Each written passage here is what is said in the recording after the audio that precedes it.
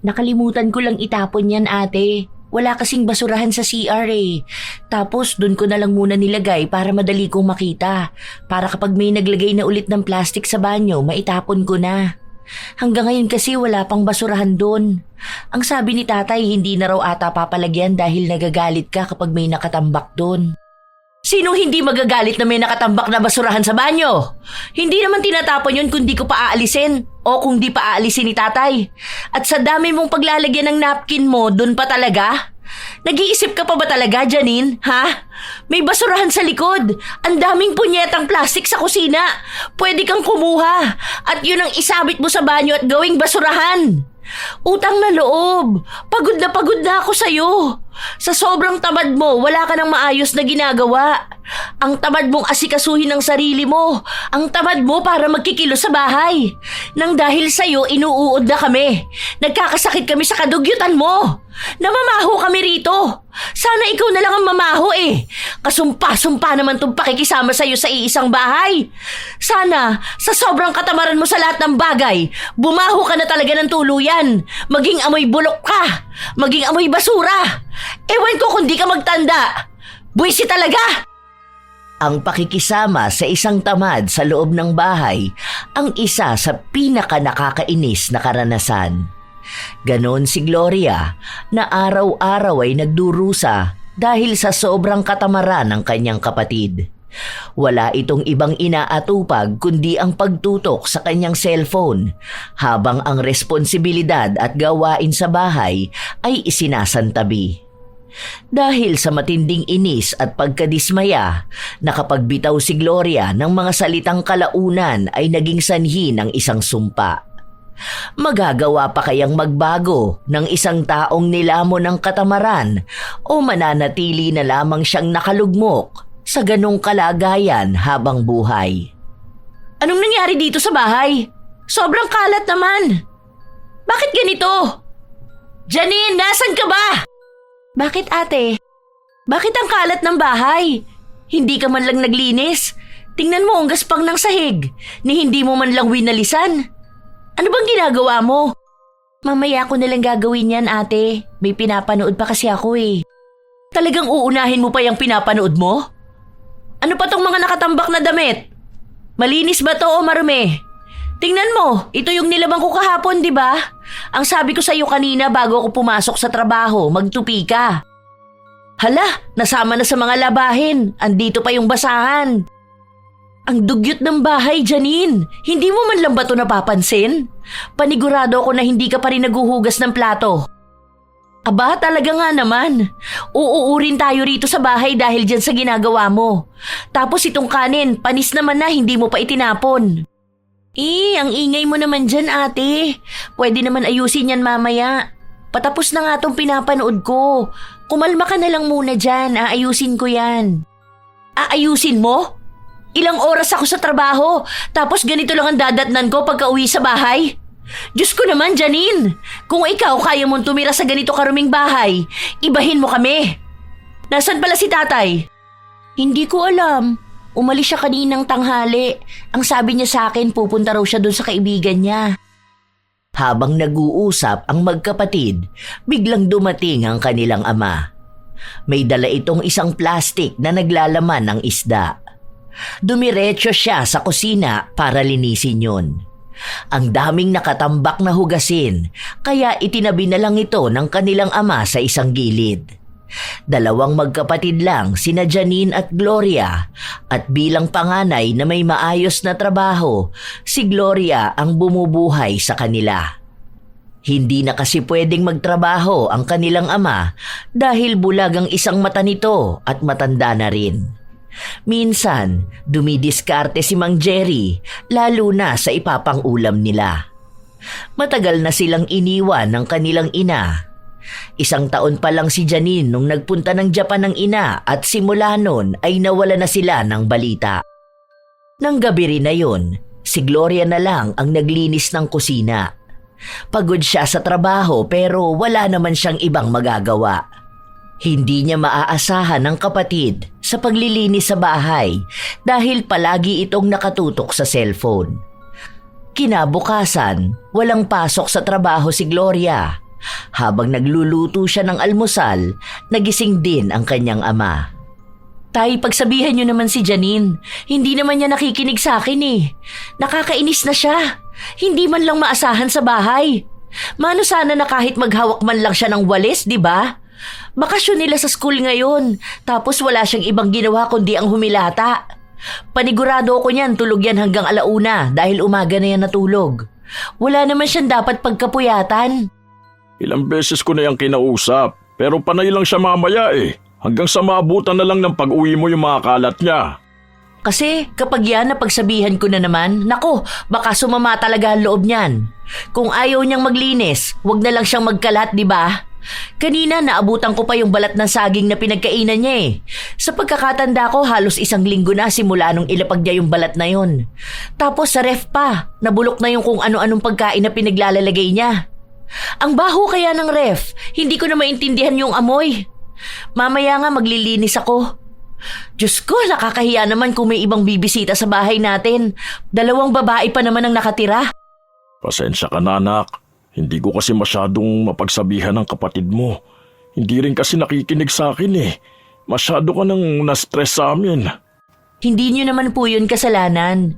Si Janine ang dapat na nakakaalam nun. Dalaga na yan eh. Malapit na yan mag-18. Ano na lang ang sasabihin ng mga tao sa kanya? Paano na lang kaya kung pumunta siya sa bahay ng ibang tao? O kung makikitira siya sa bahay ng iba? Baka mapalayas talaga siya kung ganyan siya katamad. Ang hirap kasama ng ganyang tao. Napakatamad na, napakasalaula pa. Hay nako, pasalamat talaga siya, kapatid ko siya. Ang daming reklamo ni Gloria tungkol sa klase ng katamaran ng kanyang kapatid. Nang matapos silang kumain ng kanyang ama, ang unang nilinisan ni Gloria ay ang kusina nila. Tanghali pa naman gigising si Janine, kaya itinabi na lang muna niya ang pagkain nito. Kahit na mag-isa lang siya sa kusina, wala siyang ibang ginawa kundi ang magdadaldal. Ang dami kasing kalat kahit na sa kasulok-sulukang parte ng kusina. May isa pang Tupperware siyang binuksan na nasuka siya dahil panis na ang laman nun. Baunan yun ni Janine at halos 3 linggo na silang walang pasok sa paaralan. Ang ibig sabihin, 3 linggo na ring nakaimbak ang pagkain sa baunan na yun. Samut-saring mabahong amoy na ang bumalot sa buong kusina. Hindi na kinaya ni Gloria ang amoy, kaya ang ginawa niya ay binuksan niya ang bintana at ang pinto. Alam niya na naaamoy yon ng mga taong dumaraan dahil nagtatakip sila ng kanilang ilong. Nakakahiya para sa dalaga, pero kailangan niyang gawin para mawala ang amoy. Ay, ano ba naman talaga tong si Janine? Ay, nakakainis talaga. Sobrang tamad nito. Napakadugyot sa bahay. Kung saan-saan pa talaga nilagay yung mga basura. Ang laki-laki ng basurahan, hindi pa idiretso ang tapon ng kalat niya. Ilang sandali pa, nagising na rin ang kapatid niya. Halata na kulang pa rin ito sa tulog. Mas lalong nainis si Gloria, kaya nagdadaldal na naman siya. Tignan mo nga yung ilalim ng mata mo, Janine, ang itim. Mukha kang panda. Hindi mo sulitin yung pagtulog mo. Kasi kapag may pasok ka na naman yan, mapupuyat ka. Tingnan mo, tanghali ka na naman nagising. Ang dami ko na nagawa rito sa kusina, oh. Ang daming kalat. Nakikita mo ba, ha? Oo na, ate. Kanina pa kita naririnig dyan eh. Dabog ka ng dabog. Ang ingay kaya. Mamaya marinig ka pa ng mga kapitbahay natin. Nakakahiya naman sa kanila ang ingay mo. Ha? At nagawa mo pang mahiya sa kanila? Ikaw na nga tong dapat na mahiya dahil ang kalat at ang baho ng bahay natin. Hindi tayo pwedeng magpapasok ng kung sino rito dahil kapag nakita nila yung bahay natin, iisipin nila na dugyot lahat ng nakatira dito kahit na ikaw lang naman yung tamad. Ano ba naman yan, Janine? Makinig ka naman sa akin.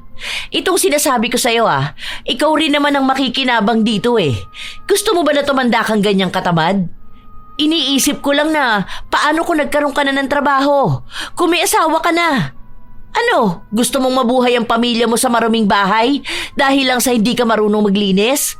Dito pa lang sa bahay natin, ang hirap mo ng pakilusin. Ate naman, malamang iba na yun. Saka matututunan din naman yun. Gusto ko lang naman magpahinga sa ngayon.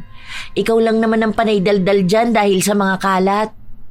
Liligpitin ko rin naman yan. Pero wag muna ngayon. Gusto ko magpahinga. Gusto mong magpahinga? Hindi ka ba nakakapagpahinga dito sa bahay? Buti sana kung di ka rin nagkakalat eh. Kaso grabe ka kung magkalat. Tamad ka maglinis, ang sipag mo magkalat. Kung saan-saan mo pa nilalagay at isinusuksok yung mga kalat mo. Tapos yung labahan, isasama mo sa mga malilinis. Saka ko nalang malalaman na marumi yun kapag gagamitin ko na. Tapos yung banyo natin, naninilaw na yung inidoro. Ang baho ng buong bahay natin. Hayaan mo, maglilinis ako. Kailan naman yan? Kapag hinintay kita maglinis ng bahay, mabubulok talaga tayong lahat.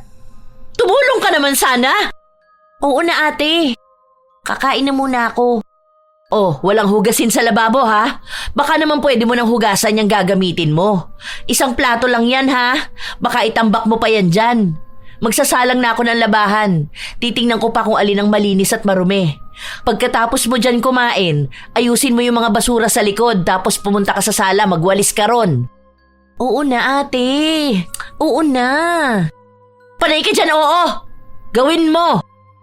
Patuloy pa rin nagbubunga nga si Gloria. Sumunod naman ang kapatid niya pero mabilisan na lang din. Hindi pa maayos ang pagkakawali sa sahig at may mga kalat pang naiwan. Kahit na anong sabihin ni Gloria, panay lang sabi ng mamaya ang kapatid niya. Palaging ganon ang nangyayari. Isang beses sa isang linggo lang walang pasok sa trabaho ang dalaga, pero sa halip na magpahinga na lang siya, wala siyang ibang ginawa kundi ang maglinis ng kalat ng kapatid niya. Isang gabi, pagka-uwi ni Gloria, naabutan niya ang ama na naglilikom ng mga sinampay kaya tinulungan niya ito. Ngayon palang kukunin to mga sinampay, tay? Ang sabi ko kanina kay Janine, tanggalin na to bago maghapon. Anong oras na tapos ikaw pa ang kumuha? Nasaan na naman ba si Janine? Wala siya, nasa plaza. Nanonood sila ng basketball. Laro daw nung kaibigan nila. Kanina pa ba yun wala? Hindi naman, mga alas 3 yun nagpaalam sa akin. Tapos nakatulog ako. Kagigising ko lang kaya ngayon ko lang naalala itong mga sinampay. Oo nga pala, kumain ka na. Nagluto ako doon, may pritong isda. Ay, nakaka-stress na talaga kasama sa bahay si Janine. Tingnan mo, nagkalat na naman ang mga sapatos. Malamang naghalongkat yan ang gagamitin niya. Bakit ba ganyan ang batang yan? Ayoko sanang ikumpara siya sa iba pero yung anak ni Aling Conchi, ang sipag na bata. Palagi ko yung nakikitang nagwawalis ng bakuran nila kada umaga. Tapos yun pa naglalaban ng mga damit nila. Si Janine, kahit panty na lang niya hindi niya pa malabhan. Nung nakaraan may tagus pa ng regla niya yung hinubad niya. Tinuruan ko na nga siya na kapag ganon dapat lalaban niya agad. Pinagsabihan ko nga siya kanina dahil ang kalat ng kwarto niya. Hinahanap ko rin yung mga tasa tapos nakita ko nasa kwarto niya lahat. Kapag tapos niyang gamitin, di niya kasi nilalabas. Inutusan ko siya, ayun, umalis lang bigla. Sana naman matuto rin siya sa buhay. Hindi naman siya bata na dapat palaging sundan ang ginagawa. Nasanay na lang siya sa panay siya mamaya. Ang hirap pagsabihan, paulit-ulit na lang ayaw niyang makinig. Ewan ko talaga kung saan siya pupulutin kapag mag-isa na lang siya sa bahay. Tapos ganyan siya katamad at kadugyot. Naku po, talaga namang uuurin siya kahit buhay pa siya. Ilang araw pa ang lumipas, wala pa ring nagbago sa pagiging tamad ni Janine. Madalas lang siyang nakahiga at walang gana. Panay ang cellphone niya at ang pinagkainan niya kung saan-saan na lang niya inilalapag. Kahit napagsabihan siya ng kanyang ama, wala siyang kibo. Dapat palagi siyang sundan dahil kung hindi yun gagawin ng mga kasama niya, lahat sila ay mabubulok sa loob ng bahay. Isang araw, maagang umuwi si Gloria dahil masama ang pakiramdam niya. Naabutan niya ang kapatid na nasa labas ng bahay nila at naglalaro sa kanyang cellphone. Naligo ka na ba, Janine? Tingnan mo yung paa mo, ang daming libag. Yang ulo mo panay pabalakubak tapos sobrang dumi ng damit mo. Dalaga ka na, Janine. Ano bang akala mo sa sarili mo? 4 years old? Oo ate, mamaya na ako maliligo. May ginagawa pa ako, oh. Kita mo naman na naglalaro ako. Mas inuna mo pa yan? Pumasok ka sa loob. Nakakahiya ka rito sa labas. Nakikita ka ng mga tao. Ano na lang ang iisipin ng mga yan? Ay, nako. Bakit ba ganyan ka? Ang sama na ng pakiramdam ko pero masasama pa lalo sa ginagawa mo. Huwag mo na kasi akong pansinin. Wala naman akong ginagawang masama sa'yo ah. Hayaan mo na lang ako. Hahayaan kita? Na maging ganyang katamad? Sobra tong ginagawa mo, Janine. Sa totoo lang. Hindi to gawain ng normal na tao. Oo, pwede kang tamarin lalo na kung pagod ka o sadyang wala kang ganang kumilos. Pero hindi ganito kalala. Hindi ganito katagal. Hindi ka man lang nandidiri sa paligid mo. Ayan, natalo na ako. Panay ka kasi daldal dyan eh. Oo na, kikilos na ako mamaya. Kung gusto mo, magpahinga ka na sa kwarto mo. Kakainis naman kasi. Padabog na pumasok sa loob ng kwarto niya si Janine, pero hindi pa rin tapos ang kanyang ate sa pagdaldal. Hindi papayag si Gloria na gano'n na lang ang magiging usapan nilang dalawa.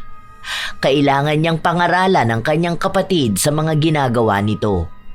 Kahit na hindi nakikinig sa kanya si Janine, kailangan niya pa ring ipamukha rito kung gaano siya katamad. Buksan mo tong pinto, Janine! Isa pa, sisirain ko to! Ano na naman kasi yun, ate? Akala ko ba masama ang pakiramdam mo? Bakit hindi ka pa matulog? Hindi naman ako maingay. Uminom ka ng gamot tapos magpahinga ka. Hindi yung masama na ang pakiramdam mo, gusto mo pa ako pagalitan. Paulit-ulit na lang sa pagsabing tamad ako. Hindi ko lang naman magawa kaagad yung utos nyo dahil ang dami. Dahil ang dami? Ano bang mga utos sa'yo, ha? Kung makapagreklamo ka dyan, akala mo ginagawa kang alipin ng mga tao rito sa bahay. Teka, anong amoy yun? Tumabi ka nga dyan. Ano ba naman yan, ate? Diyos ko, Janine! Ano ba tong kwarto mo? Basurahan? Tingnan mo, oh, may mga ipis dyan, hindi ka man lang nandidiri. Diba, kalalaba ko lang nung nakaraan? Pinapalabas ko sa'yo lahat ng labahin mo. Tapos ang daming mantsa ng sahig mo. Nanggigitata pa sa dumi ang kumot at sapin mo.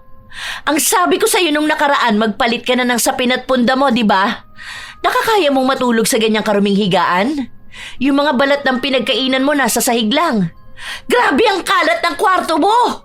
Hindi lang basta kalat, dahil daig mo pang natutulog sa basurahan.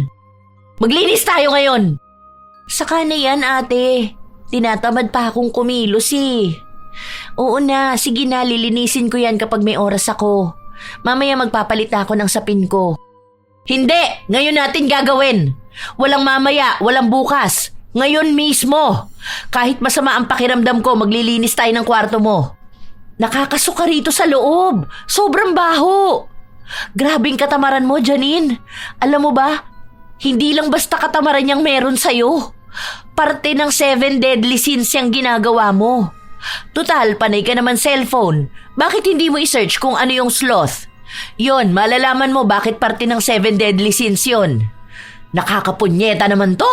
Matanda ka naman na sana para pagsabihan pa ng ganito eh. Napakadugyot mo naman! Hindi ko alam kung nasobrahan ba kami sa pagmamahal sa'yo kaya hindi mo nagawang kumilos para sa sarili mo. Hindi lang bahay natin ang pinabayaan mo sa katamaran na yan kundi pati sarili mo. Tingnan mo yung libag mo sa katawan mo, oh. Anong sinasabi ng mga kaklase mo sa'yo, ha? Wala naman silang sinasabi sa akin, ah. Ewan ko ano ba kasing problema niyo sa akin. Maayos naman ako. Wala lang talaga akong oras harapin yung paglilinis. Naliligo rin naman ako. Nag-aasikaso sa sarili ko. Busy lang talaga ako. Hindi ka busy, Janine. Tamad ka. Tamad! Paano ka magiging busy kung nasa bahay ka lang palagi, ha? Hindi naman ikaw ang nagtatrabaho, di ba? Kung ako nga nagkakaroon pa ako ng oras para sa bahay, kahit na ilang oras ang trabaho ko, tapos ikaw, ganito ang ginagawa mo? May pasok ka sa school o wala, parehas lang na hindi ka kumikilos sa bahay. Ayan, kadiri, inuuod na yung panty mo. Oh, tingnan mo to, may mga uod, di ba? Alam mo ba na pwede kang magkasakit dahil sa ganito? Itapon mo na to. Kunin mo yung walis at daspan sa labas. Hey, kadiri! Kinikilabutan ako sa nakikita ko. Ang baho pa ng kwarto mo. Tamad na tamad kung kumilo si Janine.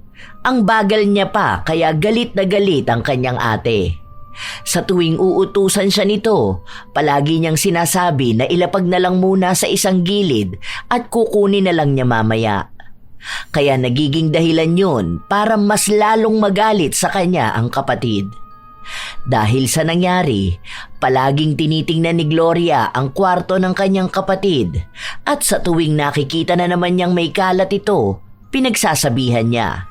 Pero wala talagang ginagawa si Janine. Palagi pa rin siyang nakatutok sa kanyang cellphone at nakahiga. Hindi siya madalas maligo dahil mas gugustuhin niyang nakahilata lang sa kama o kaya sa sofa. Ilang masasakit na salita na rin ang sinabi ni Gloria sa kapatid pero para bang hindi na tinatablan nun si Janine. Bawat salitang sinasabi niya, lalabas lang din sa kabilang tenga. Sumapit ang linggo. Wala na namang pasok si Gloria, kaya maaga siyang gumising para mag-ayos. Kinatok niya rin ang pinto ng kanyang kapatid. Bakit ate? Maligo ka na para makakain na tayo. Magsisimba pa tayo. Bilisan mo lang kumilos ha. Yung damit na huhubarin mo, ilabas mo agad. Huwag mo isampay sa banyo. Maglalaba ko mamaya pag uwi. Ayoko ate. Saka na lang ako sasama sa inyo. At bakit ayaw mo? Hindi pa ako natutulog. Saka wala akong gana lumabas ngayon. Kayo na lang ni tatay. Matutulog pa ako eh. Baka sa simbahan lang ako makatulog. Ilang buwan ka nang hindi sumasama sa pagsisimba. Pati ba naman sa paglilingkod sa Diyos? Tamad na tamad ka? Basta. Kaya nyo naman na yan. Matutulog na ako. Lock nyo na lang ang pinto. Pinagsarhan ni Janine ng pinto ang kapatid kahit na nais pa siyang kausapin ni Gloria. Napabuntong hininga na lang ang dalaga at bakas sa kanyang mukha ang dismaya. Ang mag-ama na lang ang umalis at pagbalik nila sa bahay, gising na si Janine. Naabutan nila itong nasa sala, nanonood sa kanyang laptop. Nandiyan na pala kayo? Nagugutom na ako. Hindi nyo man lang ako tinirhan ng ulam. Anong hindi tinirhan? Meron sa ref. Nagluto ka na lang sana ng hotdog. Nakakatamad naman magluto. Akala ko pa naman nagluto na si ate kanina. Luto mo ko, tay. Nagugutom na ako. Kanina pa ako gisingin, nanghihina na ako sa gutom. Nanghihina ka na pala sa gutom? Bakit hindi mo asikasuhin ang sarili mo? Paano na lang kung wala kami ni tatay? Baka namatay ka na mag-isa mo rito. Kuha mo rin akong tubig, ate, pagpupunta kang kusina. Hindi ka ba marunong kumilos para sa sarili mo? Magluto ka dyan kung gusto mo. Pagod din ako. Maglalaba pa ako at maglilinis ng bahay. Huwag ka dyan panaynood. Hindi ka na nga nagsimba. Ang lakas pa ng loob mo mag-utos sa akin. Para nakikisuyo lang sa'yo eh. Sa susunod magsisimba na ako. Hindi lang ako nakasama ngayon kasi nga inaantok pa ako. Hindi na kumibo pa si Gloria. Agad na siyang pumasok sa loob ng kwarto. Nakakaramdam pa rin siya ng inis sa kanyang kapatid dahil sa mga ginagawa nito sa buhay at sa panay katwiran niya sa pagiging tamad. Si Mang Jerry naman, sinubukan ulit kausapin ang bunso niyang anak. Nak, tulungan mo naman ang ate mo. Hindi ka ba naaawa sa kanya? Bago siya pumasok sa trabaho, siya nagluluto. Kapag uwi niya naman, siya pa maghuhugas ng plato. Tapos kapag day off niya, sa halip na magpahinga siya o gumala kasama ng mga kaibigan niya, mas inuuna niya pang linisin ang bahay. Hindi ka man lang ba nasasaktan kapag pinagsasalitaan ka ng ate mo? Siya lang naman kasi nagpapaka-stress sa sarili niya. Ako nga walang pakialam eh. Chill-chill lang.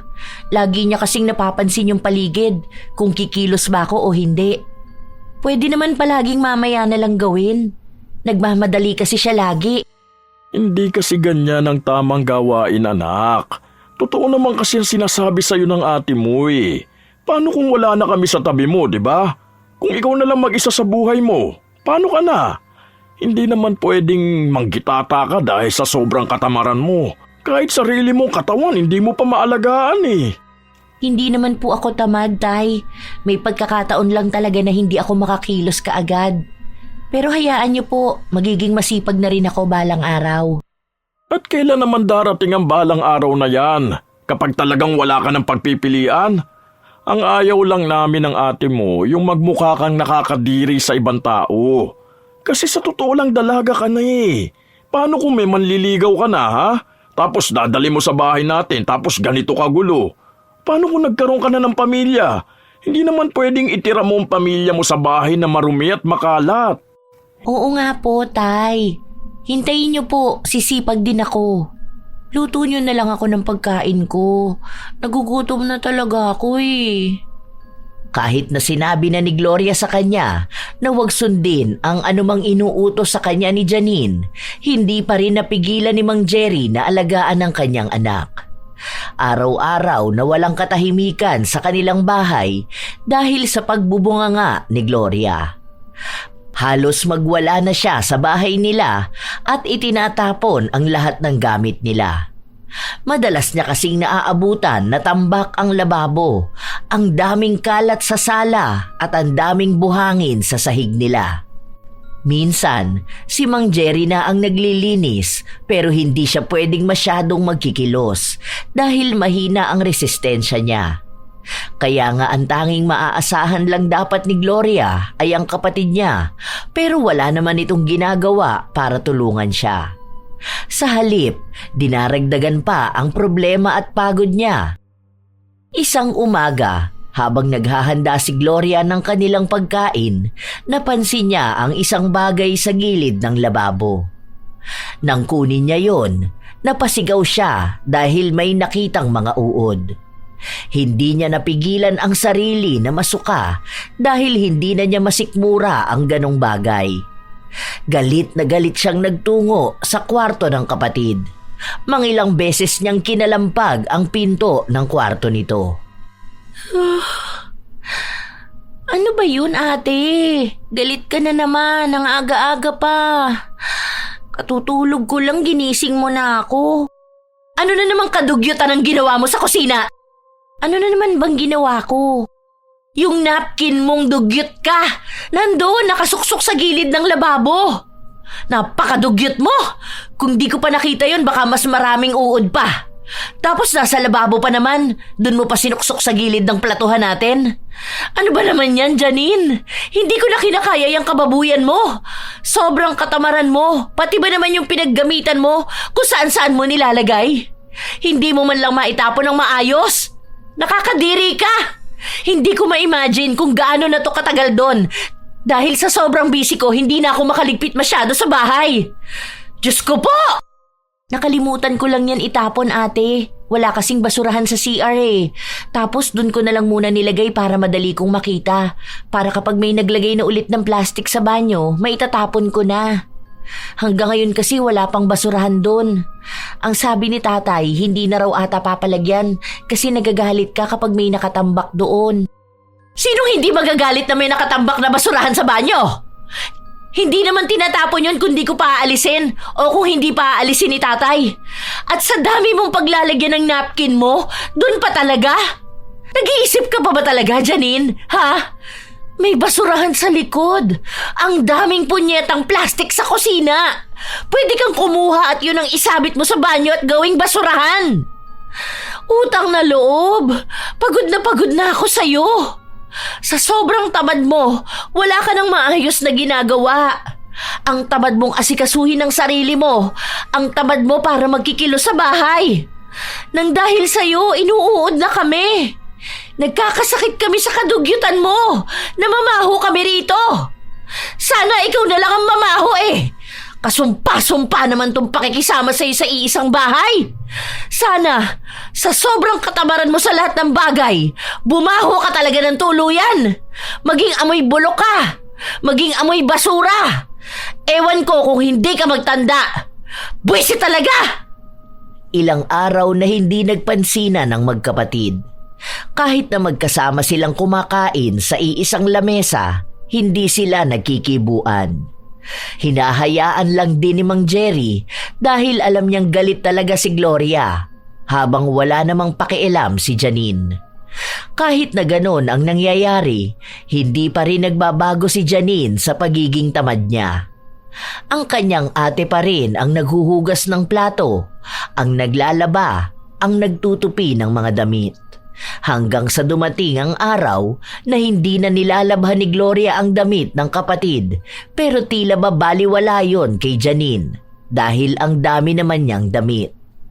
Tay, pakiabot tong pera kay Janine. Allowance niya yan para next week. Start na ng pasok nila eh. Hindi pa rin kayo nag-uusap magkapatid ano? Saka ko na siya kakausapin kapag hindi na siya tamad. Naiinis pa rin ako sa kanya. Walang pakiramdam dito sa bahay. Tingnan mo yung pinagkainan niya, hindi man lang niligpit. Akala ata katulong niya ako. Pagpasensyahan mo na ang kapatid mo ha?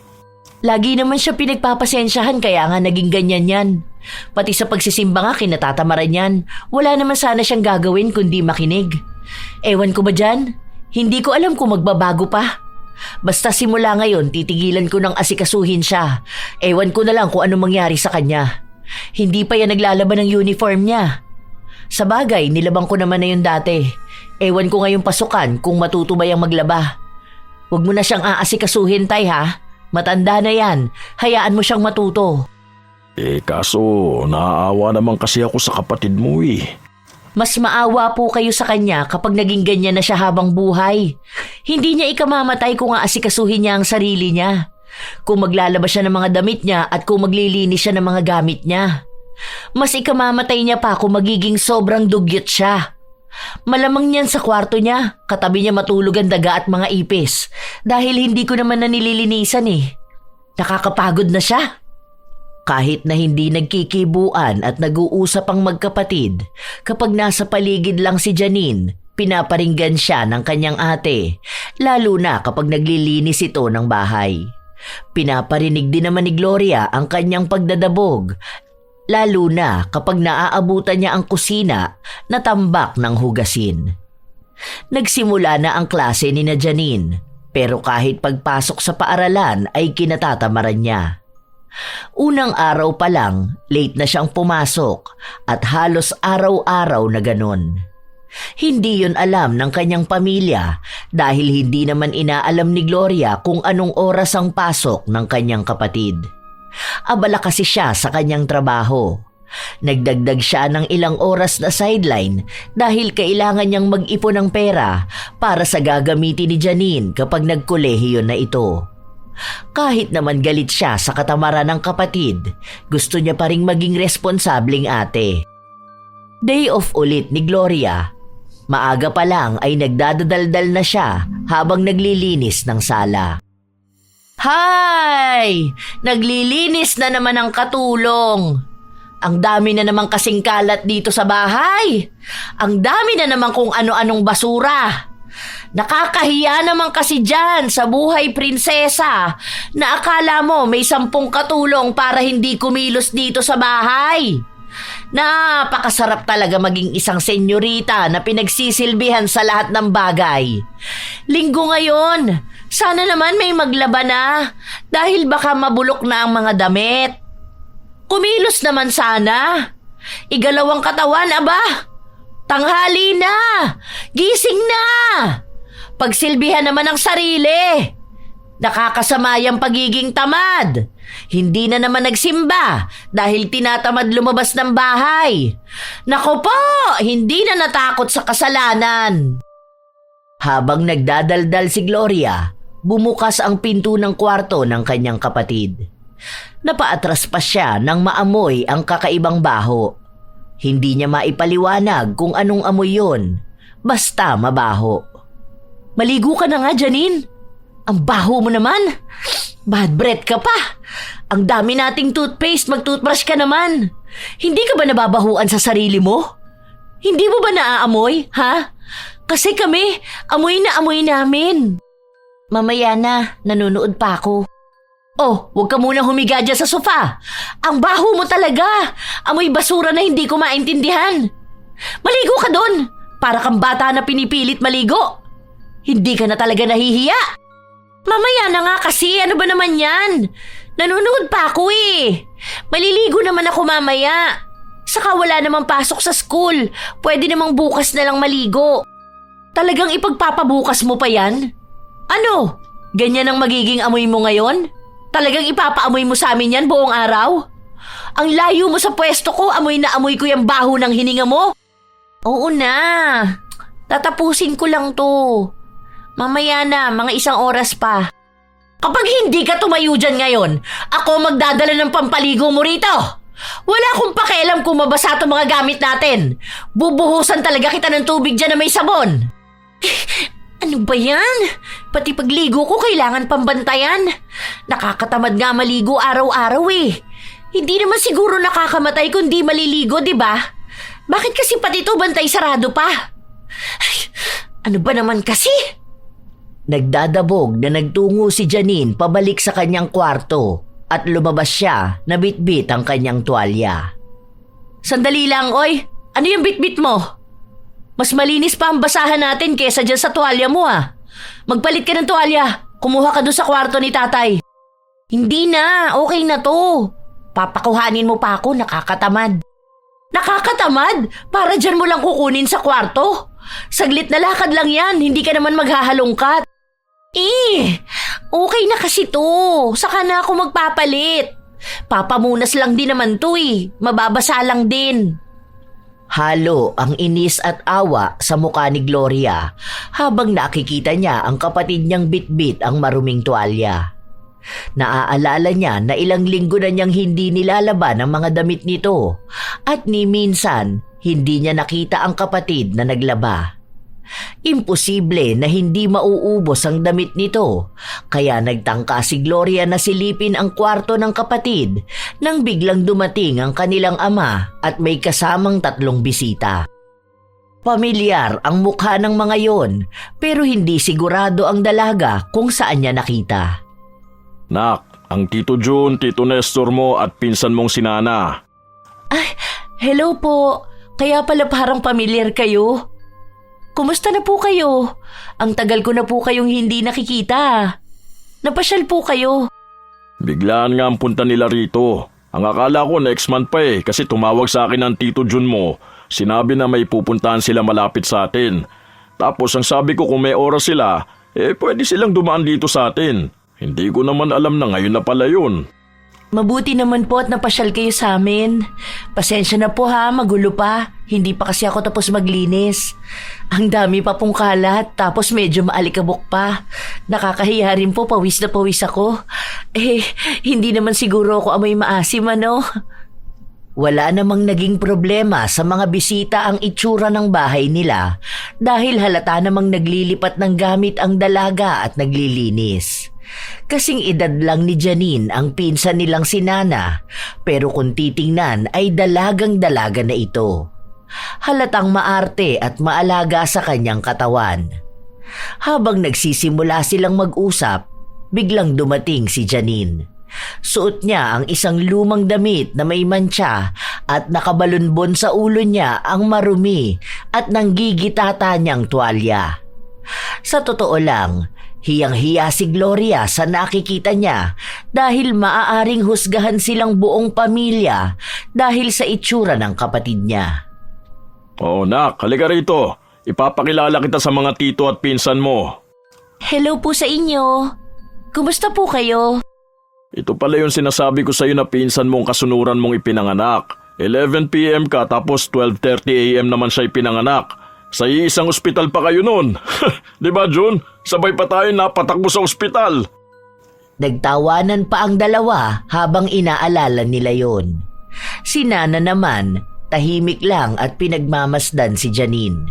Kapansin-pansin na kahit wala siyang sabihing salita, sa mga mata niya pa lang ay sinasabi na niya ang mga panlalait.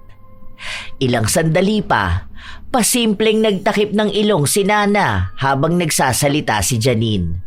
Humahalo kasi ang mabahong amoy at ang sabon na ginamit niya.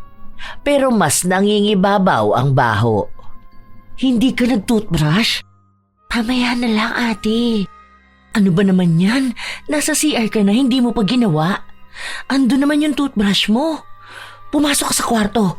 Magpalit ka ng damit mo. Ang dumi niya no. Nagamit mo na yata yan, sinuot mo pa. Maglagay ka ng deodorant mo tapos bumalik ka sa banyo, mag-toothbrush ka. Mahiya ka naman, may bisita tayo. Mamaya na. Nakakatamad, pabalik-balik at ang daming gagawin. Tay, pasok muna ako sa kwarto ko, may gagawin lang ako. Sige po mga tito, enjoy lang po kayo rito sa bahay. Pinipigilan ni Gloria ang inis na nararamdaman niya sa kanyang kapatid.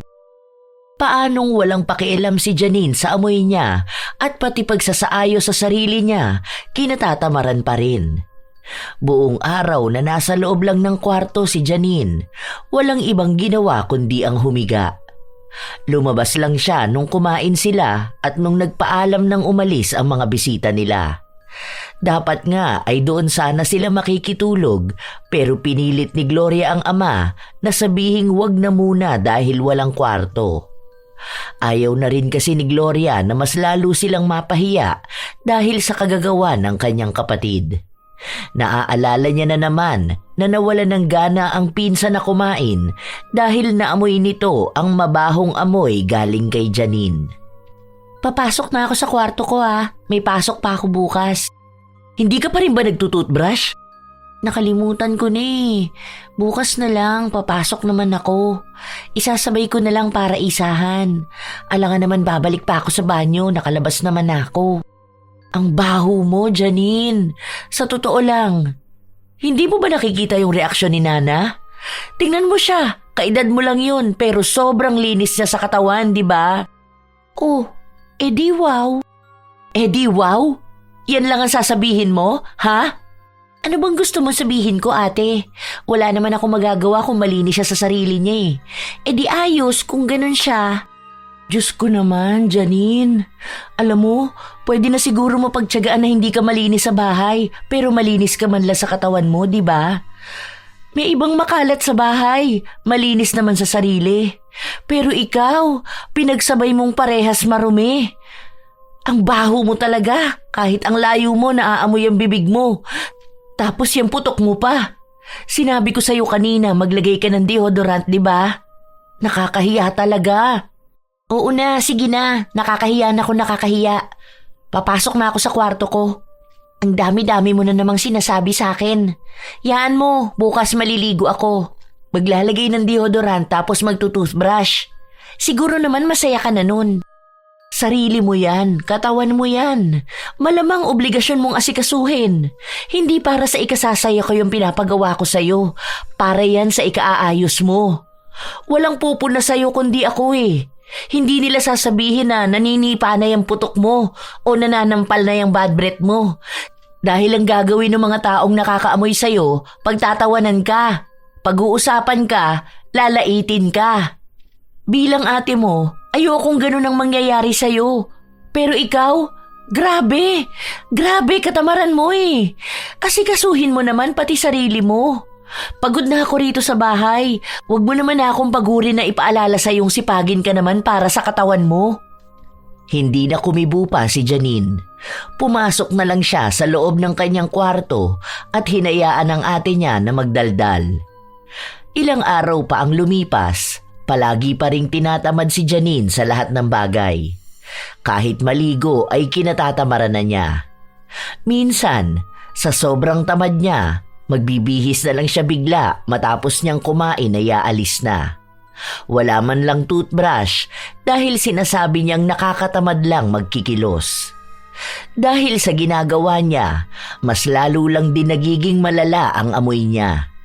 Maraming umiiwas sa kanya at walang tumatabi dahil pakiramdam nila ay ikamamatay nila ang amoy ni Janine. Naging tampulan siya ng asaran at sinasabi nila na mas bagay siya sa basurahan dahil sa baho ng amoy niya. Nawalan siya ng kaibigan dahil hindi rin nila kayang pakisamahan ang dugyot at tamad na babae. Sa paglipas ng mga araw, maging ang pamilya niya ay nahihirapan ng makatabi siya dahil nga sa amoy niya. Kaya kinausap ulit ni Gloria ang kapatid. Bilisan mo dyan, tumayo ka dyan. Panay ka higa dyan tutok na tutok yung mata mo sa cellphone. Bilisan mo! Bakit na naman ba ate? Uutusan mo na naman ako Mamaya na lang. Tumayo ka dyan sinabi. Pumunta ka sa banyo, maligo ka. Maghilod ka, magtoothbrush ka. Maglilinis ako ng kwarto mo. Tingnan mo, sobrang kalat. Ang baho talaga. Hindi ko na kaya tong ganitong amoy. Tapos yung mga sinusuot mo, paulit-ulit lang, di mo nilalaban. Maruming damit lang din ang ginagamit mo. Tapos yung uniform mo, ang dugyot. Tatayo ka dyan o kakalad ka rin kita papuntang CR. Ano ba naman kasi yan? Nakita na nga nanunood ang tao eh. Maliligo naman ako mamaya. Wala naman kasing pasok ngayon. Hindi na, puro ka mamaya. Wala ka ibang ginawa kundi sabihing mamaya pero wala ka namang gagawin. Sawang-sawa na ako sa kagaganyan mo, Janine. Tinutulungan lang kita dahil babae ka. Napakasalaula mo. Ang dami ng taong pinag-uusapan ka. Tumawag din sa akin yung isa sa teacher mo, sinasabi yung concern nila sa'yo. Pinagsabihan ka na rin pala nila pero hindi ka nakikinig. Ewan ko ba sa'yo? Ano ba talagang problema mo? Bakit ba ganyan kakatamad, ha? Bakit kasi kailangan pang pakialaman ng ginagawa ko? Nakakatamad naman talaga magkikilos eh. Ewan ko ba sa inyo kung bakit kayo gusto nyo magkikilos? Hindi naman ako tamad. May mga ginagawa lang talaga ako. Anong ginagawa mo, ha? Ano? Ayan, ganyan. Magtatambay dyan sa cellphone mo? Panoorin yung kung ano-anong palabas? Bakit kaya hindi mo subukang manood ng mga makabuluhang bagay, ano? Panoorin mo kung paano magwalis, tutorial paano maglaba, paano maligo ng tama, kung paano sipagin. Ganon ang panoorin mo. Para kang nilalamon niyang walang kwentang ginagawa mo eh. Pati pagpasok mo sa school, kinakatamaran mo. Palagi ka raw late, hindi ka nagsusulat, hindi ka rin nagpapasa ng activities. Ay, ano ba naman, Janine? Nagpapakahirap ako para mabigyan ka ng magandang kinabukasan. Samantalang ikaw, hindi mo matulungan ang sarili mo. Hindi na ako humihiling sa'yo na tulungan mo kami ni tatay. Yung sarili mo na lang ang tulungan mo, Janine. Parang awa mo na. Okay naman lahat, ate. Hindi lang talaga ako makakilos dahil nakakatamad talaga. Ang bigat ng katawan ko sa lahat. Gusto ko lang humiga. Ano ba? May iba ka pa bang balak para sa sarili mo? May plano ka ba para sa buhay mo? O ganyan ka na lang palagi? Hindi ko alam, ate. Hindi pwedeng hindi mo alam, Janine.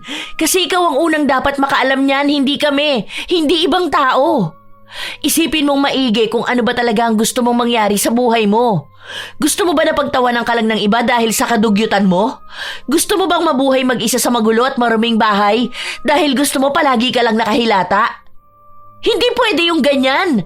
Ang daming nasasayang sa buhay mo dahil sa pagiging tamad mo. Sa totoo lang, masyado kang umaasa sa amin. Kasi simula pa nung bata ka, kami na lang ni tatay ang kumikilo sa bahay. Hindi ka marunong maghugas ng plato, ni hindi ka marunong maglaba, hindi ka marunong magwalis. Kung hindi ka pa pagsasabihan na linisin ang sarili mo, hindi mo rin gagawin. Minsan, normal ang tama rin, lalo na kung kailangan mo talaga ng pahinga. Pero hindi ganyang katamaran sa'yo, na talagang nila mo na pati kaluluwa mo. Makinig ka sa akin ha, dahil gusto ko rin namang mapabuti ka. Hindi habang buhay kasama mo kami ni tatay. Hindi ka bubuhayin niyang katamaran mo. Hihilahin ka lang niyan lalo sa kasalanan. Umaasa si Gloria na papakinggan siya ng kanyang kapatid na mauunawaan ang nais niyang iparating. Dahil tumatanda na si Janine, hindi pwedeng manatili siyang tamad kung paano siya naging tamad nung bata pa siya. Hindi pumasok si Gloria para asikasuhin ang bahay nila at ang pag-aaral ng kapatid niya. Hindi rin kasi pumasok sa paaralan si Janine dahil sa tinatamad itong bumangon kanina. Mas naging kuba rin ang pagtayo ni Janine na para bang kaunting kilos niya lang ay pagod na siya. Sa paglipas ng mga araw, pilit na pilit si Janine kahit sa pagligo. Halos ate na niya ang magpaligo sa kanya para lang kumilos siya, pero walang nangyayaring pagbabago sa amoy ng katawan niya. Sumisingaw pa rin ang baho. Sa tuwing magpapabango naman siya, mas nasusuka ang mga taong nakakaamoy sa kanya dahil mas matapang ang amoy ng katawan niya at bumabaho ang pabango. Muling nag-usap ang mag-ama dahil sa reklamo na natatanggap nila sa paaralan ni Janine. Hindi ko na alam ang gagawin ko, Tay. Kapag pinatigil naman natin sa pag-aaral ngayon si Janine, sayang naman dahil malapit na siyang makagraduate. Pero totoo naman talaga na sobrang baho niya. Yung singaw ng katawan niya kakaiba na. Hindi na aalis. Binilhan ko na nga siya ng bukod na sabon, tapos pabango at bagong deodorant, pero walang nagbabago. Hindi ko maipaliwanag kung anong klaseng singawan lumalabas sa katawan niya. Mas masahol pa ang amoy niya kapag pinapawisan siya. Hindi kaya may sakit naman ang kapatid mo? Naaamoy ko nga rin siya madalas eh. Tapos kapag galing siyang banyo, matagal nagstay yung amoy niya ron. Iniisip ko baka may sakit siya sa balat o ano pa man. Paano ba naman kasing hindi siya magkakasakit sa balat? Takot na takot siyang maligo at linisan ang katawan niya. Yung mga pulubi naman na pakalat-kalat sa kalsada, hindi naman ganyang kabaho sa kanya. Yung mga yun ang dudungis pa ha, pero mukhang mas malinis pa kaysa sa kanya. Ayoko na talaga siyang ikumpara sa mga taong ganun, pero para talaga siyang pulubi na nagkokolekta ng mikrobyo. Siguro patigilin mo na lang muna sa pag-aaral para hindi ka na makagastos pa ng malaki. Lalo na ngayon ang daming bagsak na subject, tapos lagi pang late at absent. Minsan bigla na lang siyang umuwi kahit hindi pa naman nila uwian. Ang rason niya sa akin, nakakatamad mag-aral. Hayaan mo na lang siguro muna ang kapatid mo. Malapit na yan mag-18. Siguro tama na munang naitulong mo sa kanya. Unahin mo naman na muna yung sarili mo ngayon. Mas maganda siguro kung bumukod ka na lang din. Kasi nasa tamang edad ka na, anak. Paano ka pa makakapag-asawa niyan kung iniisip at pinoproblema mo ang kapatid mo rito sa bahay? Paano naman po kayo? Walang mag-aalaga sa inyo dito sa bahay dahil kung si Janine nga hindi niya maalagaan ang sarili niya eh. Nag-aalala rin kasi ako sa inyo eh. Kaya nga hindi ako makaalis dito kahit gustong gusto ko nang bumukod ng bahay. Kaya ko na ang sarili ko. Ramdam ko rin naman na hindi na ako magtatagal sa mundo. Kasi sa totoo lang anak, wala rin mangyayari sa'yo kung susunod ka ng susunod sa kapatid mo eh. Kahit na ayaw kong pabayaan mo siya, mukhang yun ang mabisang paraan para naman matuto siyang tumayo sa sarili niyang mga paa. Hindi na siya bata. Tutungtong na siya sa wastong edad. Kung wala siyang balak para sa buhay at para sa sarili niya, ayokong madamay ka pa. Sige na anak, okay lang. Ilang araw pa bago pinag-isipan ni Gloria ang sinabi sa kanya ng kanyang ama. Iniisip niya kasi ang magiging kalagayan nila kung aalis siya. Lalo na at walang pakialam sa paligid ang kapatid niya. Simula nang hindi na ito pumasok sa paaralan, nanatili na itong mas malala pang tamad. Nakakaramdam na ng pagkapagod si Gloria. Pero bago siya umalis ng bahay, kinausap niya ulit ang kapatid niya sa isa pang pagkakataon. Iniisip niya na kapag nakitaan niya ng kaunti pang pag-asa ang kanyang kapatid, baka magbago pa ang isip niya para wag umalis. Tiniis ni Gloria ang mabahong amoy na nanggagaling sa katawan ng kanyang kapatid. Talaga bang ayaw mo magbago? Ganyan ka na lang sa sarili mo? Ganyan na lang ang gagawin mo sa buhay mo? Hihilata ka lang sa higaan mong nanggigitata sa dumi? Talagang yayakapin mo na lang ang sinasabi nila sa'yo? Hindi mo ba naaamoy ang sarili mo? Aayusin ko naman ang sarili ko, ate. Hindi pa lang ngayon. Kailan yun? Baka bukas? Ilang bukas ba meron ng tao sa buong buhay nila? Ilang mamaya? Ilang saka na lang ang sasabihin mo sa sarili mo bago ka tuluyang magbago? Ayoko pa kasing kumilos, ate. Kung naiintindihan mo lang sana ako. Kung alam mo lang ang nararamdaman ko. Kaya nga kita kinakausap dahil gusto ko malaman kung ano bang nararamdaman mo. Dahil gusto kitang tulungan. Ayoko maging ganyan ka na lang. Akala mo ba hindi kami nasasaktan ni tatay kapag naririnig namin ang sinasabi nila tungkol sa'yo? Kung paano kanila pandirihan dahil nga dyan sa kakaiba mong amoy? Nagtatanong sila sa amin kung paano ka namin nasisikmura. Na ang totoo, hindi na rin talaga namin kaya. Basta ate, hindi pwede yung ganyan na basta na lang. Pati pagsasalita mo ata kinatatamaran mo na. Baka sa susunod yan pati paghinga mo nakakatamad na rin. Hayaan mo na lang muna ako ate. Darating din ang araw na sisipagin ako. Sa ngayon, wala akong ibang gustong gawin kundi ang magpahinga. Sige, hahayaan kita kahit na mahirap sa kalooban kung iwan ka katulad kung paano tayo iniwan ni nanay. Pero sana nga, dumating ang araw na makaya mong kumilos para sa sarili mo. Huwag mo sanang hayaang magpakalugmok dyan sa katamaran mo. Sana balang araw, malaman mo rin kung bakit masama yung ginagawa mo. Naaawa ako sa'yo, pero gusto kong matuto ka. Dahil hanggat nandito ako't nag-aasikaso sa'yo, hindi mo malalaman ang responsibilidad mo sa sarili mo. Hindi ka bubuhayin ng katamaran dahil yung ginagawa mo, kasalanang nakamamatay.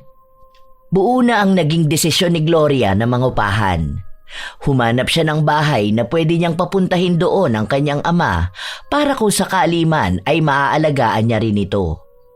Hindi pwede na ang kanilang ama ang kikilos mag-isa sa bahay dahil kilala niya si Janine. Kahit na simpleng bagay lang ay kinatatamaran na nito.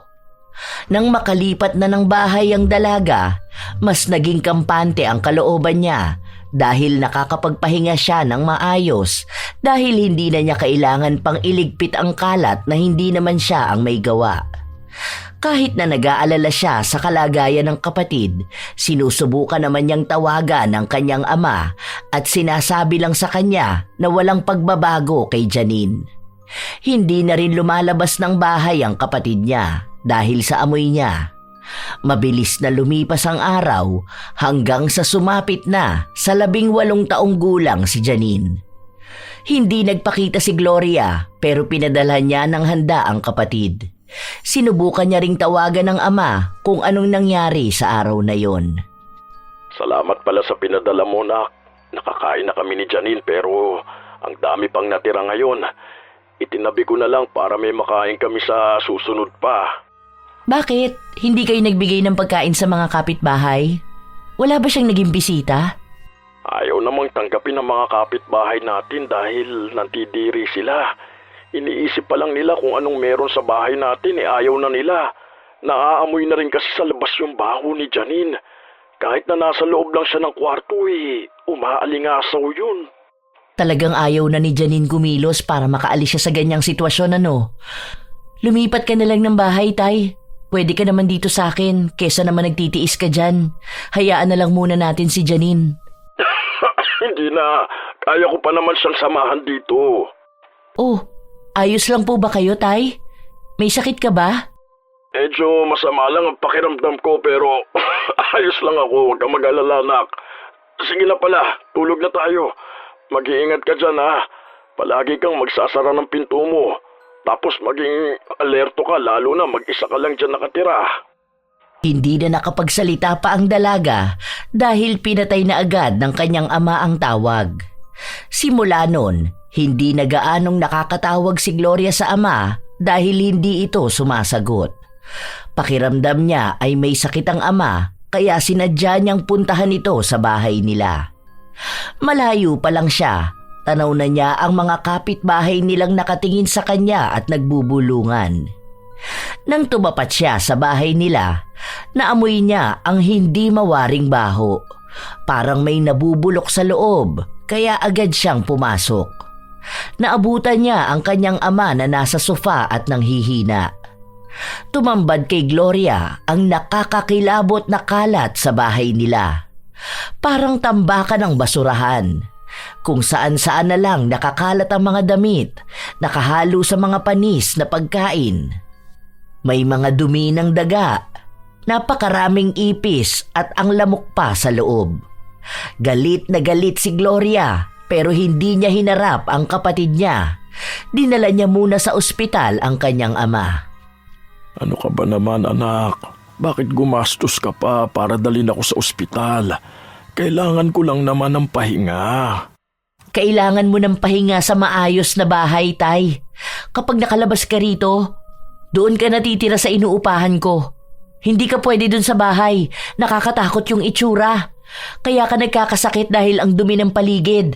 Malamang ginagapangan ng daga at ipis yung mga plato doon. Hindi ko kaya. Kinilabutan ako sa itsura ng bahay. Kaso paano naman ang kapatid mo? Baka hindi na yun kumain kapag wala akong niluto. Alam mo naman na hindi ko yun kayang iwan mag-isa Naaawa ako sa kanya. Kung siya nga hindi niya iniintindi ang sarili niya Hindi na, Tay.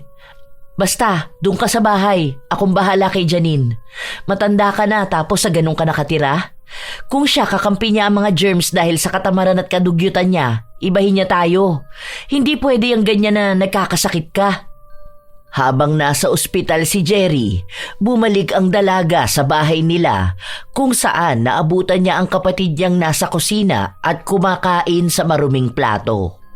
Madungis din ito, pero mukhang wala siyang pakialam dahil nakatutok lang siya sa kanyang cellphone at tumatawa sa pinapanood niya. Hindi na uuwi rito si tatay. Hindi ko na rin babayaran ng bill sa bahay na ito. Bahala ka ng kumita ng para sa sarili mo, Janine. Hindi na kami babalik ni tatay sa maruming bahay na to. Bakit naman ate? Ano na naman bang nagawa ko? Naku, wala. Wala kang nagawa. Dahil wala kang ginagawa. Totoo pala talaga na ang baho mo. Sobra. Malamang di mo naaamoy ang sarili mo. Dahil kung naaamoy mo, hindi mo hahayaan na maging ganyan ka. Ewan ko ba? Hindi pa dumating yung balang araw na sinasabi mo para sipagin ka at kumilos para sa sarili mo. Matanda ka naman na. Kung tutuusin, pwede ka na magtrabaho. Buhayin mo na ang sarili mo dahil pagod na ako maghintay ng pagbabago mo. Pagod na kaming hintayin kung kailan ka sisipagin. Bahala ka sa buhay mo. Bahala ka sa katamaran mo. Umalis si Gloria at hinayaan na lang ang kapatid niya. Tinotoo ni Gloria ang sinabi niya na hindi niya susustentuhan ang kanyang kapatid. Naputulan ng kuryente at nawalan din ng tubig ang dati nilang bahay.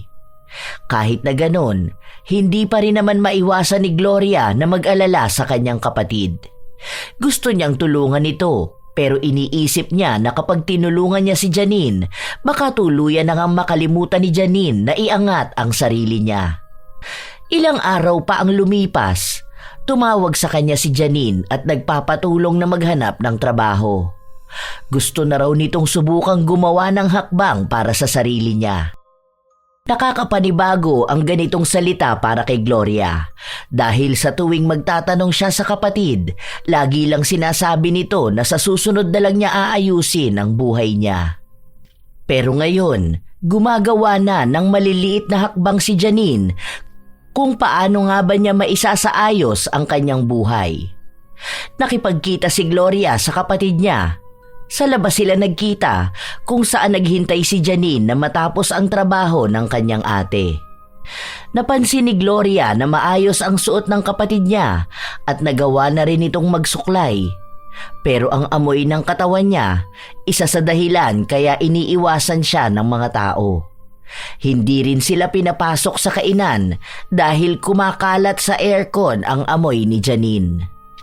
Dito na lang tayo ate. Pwede naman dito sa labas eh. Mabuti naman naisipan mong ayusin ang sarili mo. Paano nangyari yon ha? Bigla ko na lang naisip na tama ka nga. Walang ibang tutulong sa akin kundi ang sarili ko. Nakita ko yung mga dati kong kaklase. Maayos ang buhay nila ngayon. Samantalang ako, walang patutunguhan ng buhay. Tamad na tamad sa lahat ng bagay. Naisip ko na lang bigla na mali pala talagang isinawalang bahala ko lahat ng bagay dahil naghihintay akong sipagin ako. Pero hindi pala darating ang kasipagan na yun kung hindi ako gagalaw. Totoo na ba yung mga sinasabi mo? Mamaya dinadaan mo na lang ako sa mga ganito dahil alam mong hindi kita matitiis. Totoo na ate, pero hindi ko alam paano ko magsisimula. Parang ang daming gumugulo sa utak ko eh. Gustong-gusto ko na ngayon magbago, pero minsan hinihila pa rin ako ng kung anong bagay sa sarili ko para wag kumilos. Ang hirap lumaban, pero gusto kong magbago. Mahihirapan ka talaga niyan sa ngayon. Pero ang gawin mo, unti-untiin mong kumilos. Mas makakapag-isip ka ng maayos kapag malinis ang paligid mo. Yon ang dapat mong unahin. Saka mo malalaman kung ano na yung mga dapat mong isunod gawin. Huwag ka mag-alala, tutulungan kita. Pero hindi ibig sabihin nun na ako ang gagawa ng lahat. Aalalay lang ako, pero ikaw pa rin ang dapat kumilos, lalo na kung para sa sarili mo. Nagkasundo ang magkapatid. Hindi maitatanggi ni Janine na hirap na siyang labanan ang katamaran niya. Minsan, ayaw niyang tumayo sa kanyang higaan. Ang gusto niya lang ay humilata at kikilos lang siya kapag gusto niya, pero yon ang klase ng ugali na pilit niyang inaalis sa kanyang sarili. Nagawa na niyang paunti-unting linisin ang loob ng kwarto niya hanggang sa paglilinis ng mga kalat sa bahay nila. Kapag walang trabaho ang ate niya, tinutulungan siya nito. Pero madalas na si Janine ang kumikilos. Pati na rin ang dati niyang kinatatamaran na pagligo na bago niya na yon. Inaasikaso na niya ang kanyang sarili pero kahit na ganon, hindi pa rin nawawala ang mabahong amoy sa kanyang katawan. Kahit na anong gamitin niyang sabon, hindi yun nawawala. Habang magkasama ang kapatid, napag-usapan nila ang bagay na yun. Binababad mo ba yung sabon? Try mo kaya maligo 2 times a day.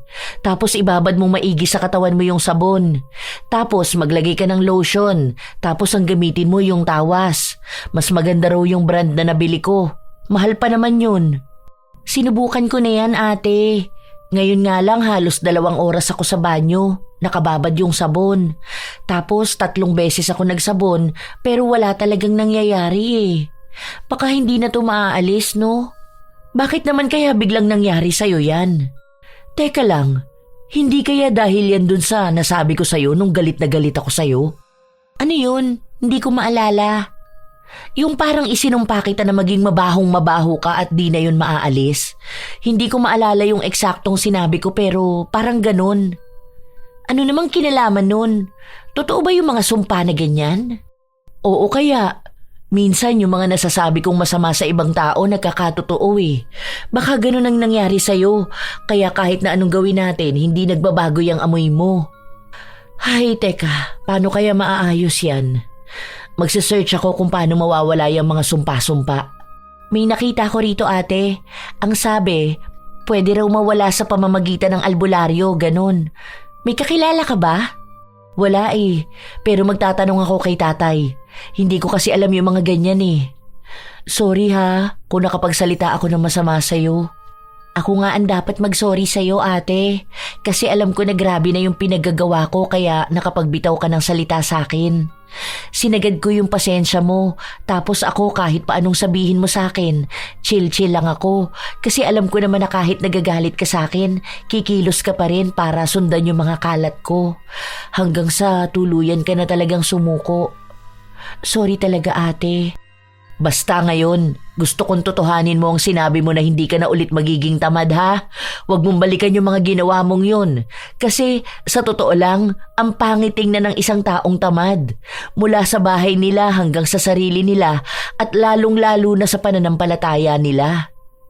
Nagkaayos ang magkapatid at nagtulungan sila kung paano maaalis ang sumpa kay Janine.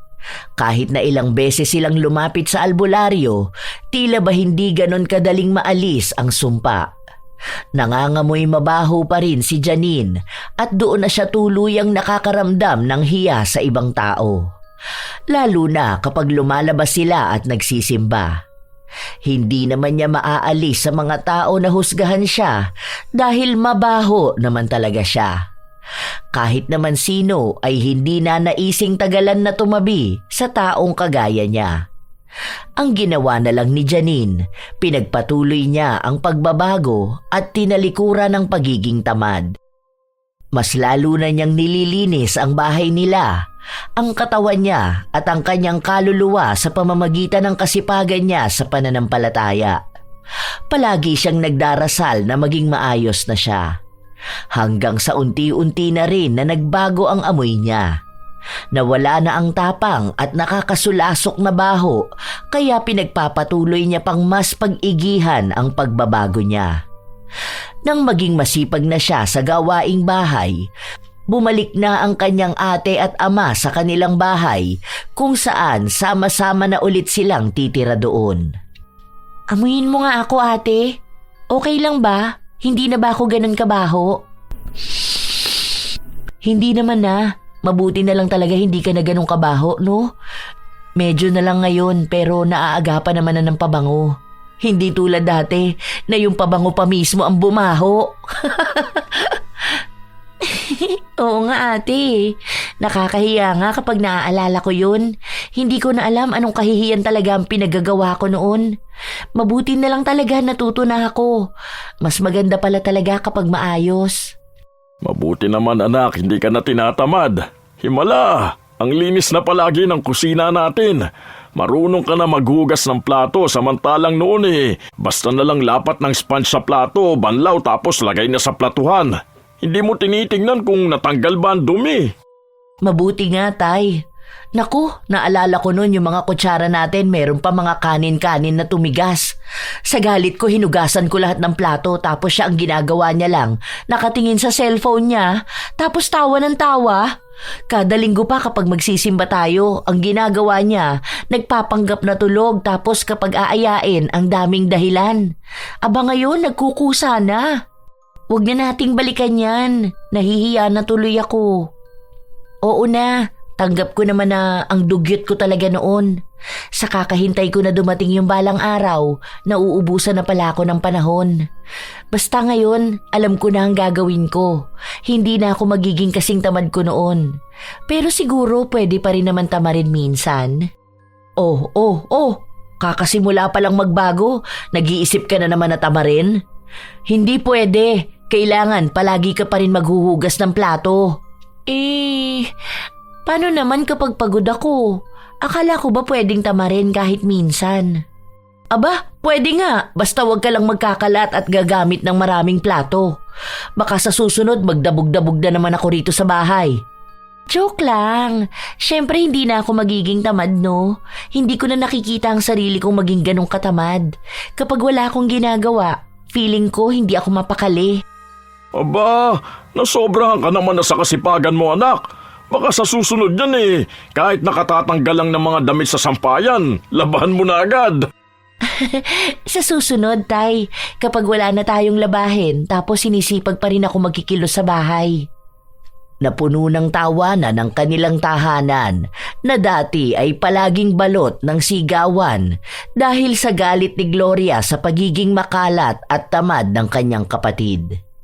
Sa paglipas ng panahon, bumalik sa pag-aaral si Janine pero isinasabay niya ang kanyang trabaho dahil nais niyang tulungan ang kanyang ate. Ang sabi niya ay nasa wastong edad na rin naman siya para buhayin ang kanyang sarili. Marami ng sakripisyo sa kanya si Gloria at ayaw na niyang ipabitbit pa pati ang kanyang pag-aaral.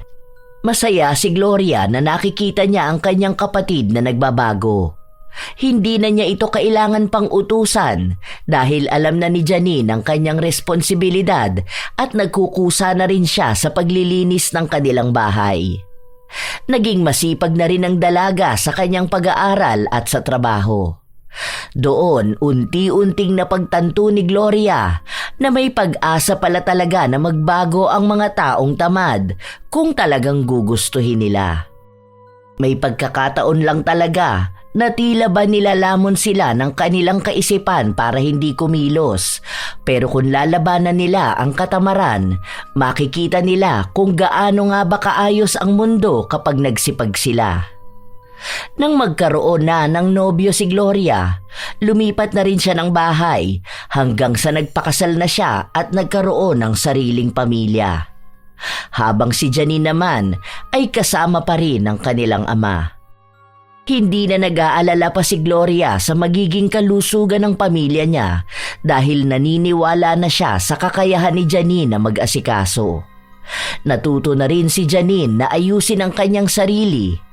Hindi na niya kayang gawin ang kapabayaan kung paano siya naging pabaya noon.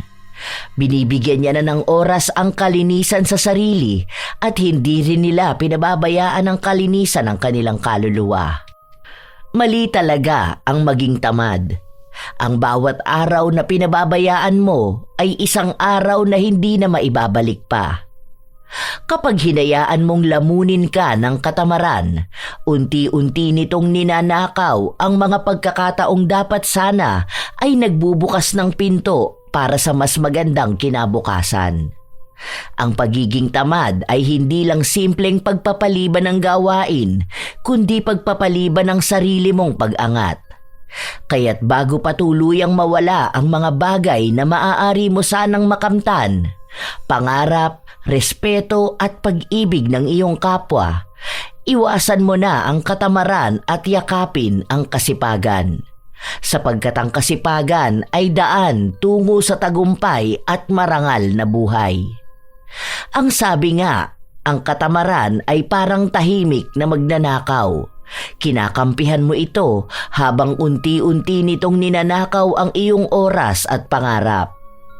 Sa 7 nakamamatay na kasalanan, ang katamaran ay tila pinakamahina ngunit pinakamapanganib.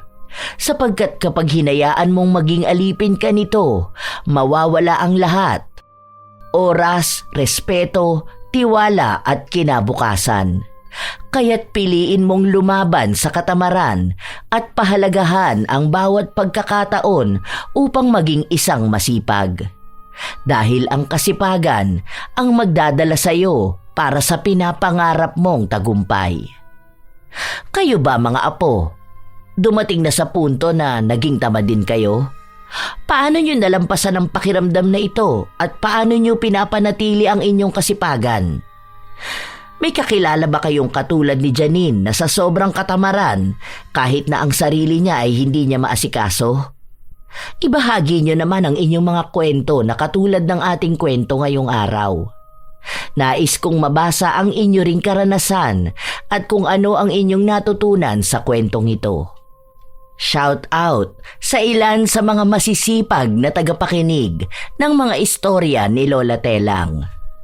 Christopher Soyoso, Lorena Morate, May Decena, Larny Azurin, Juvelin Blanca, Zenaida Adoviso, Ruben Bacalso, Kopi Chow, Carmi Siblon, Zedric Banyaga, Ami Pacana, Roslyn Mangilin, Lynn Tots, MC Athena, Ami Yong.